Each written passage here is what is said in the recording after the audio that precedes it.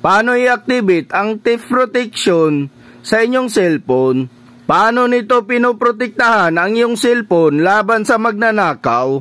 Alam nyo ba mga idol na ang mga modernong cellphone ngayon ay may mga built-in feature na automatikong mag-lock kapag ito ay ninakaw? Sa video na ito, alamin natin kung paano gumagana ang mga anti-theft feature ng Android phone para maprotektahan ang iyong data at privacy. Paano gumagana ang Android theft protection feature na ito sa ating cellphone? Una, theft detection lock. Ginagamit ng feature na ito ang AI at motion sensors ng inyong Android phone upang matukoy kung ito ay biglang hinablot at tinakbo. Kapag may na-detect na ganitong galaw, automatikong mag-lock ang screen ng iyong device upang maprotektahan ang iyong data. Pangalawa, offline device lock.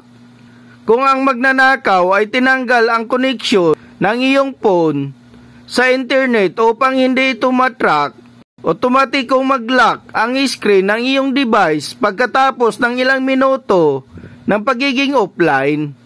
Pangatlo, remote lock. Kung hindi mo ma-access ang Find My Device, maaari mong i-lock ang iyong phone gamit ang numero ng telepono upang mapigilan ang magnanakaw na ma-access ang iyong data. Paano ito i-activate? Pumunta sa settings ng iyong cellphone at hanapin ang security. Sa ibang cellphone, ang nakalagay dito mga idol ay security and privacy. Dito nyo makikita ang theft protection. I-click nyo lang ito mga idol. At parehong i-turn on itong theft detection lock at offline device lock.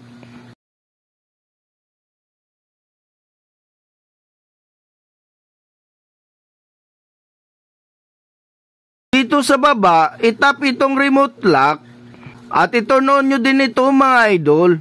Ganun lang kadali, activate itong theft protection sa inyong mga cellphone. Maaari mo rin i-report ang iyong IMEI number sa iyong telecom provider upang ma-blacklist ito at hindi na magamit sa ibang network. Kung gusto nyo ng mga tips and updates na kagaya nito, subscribe for more. Thank you for watching.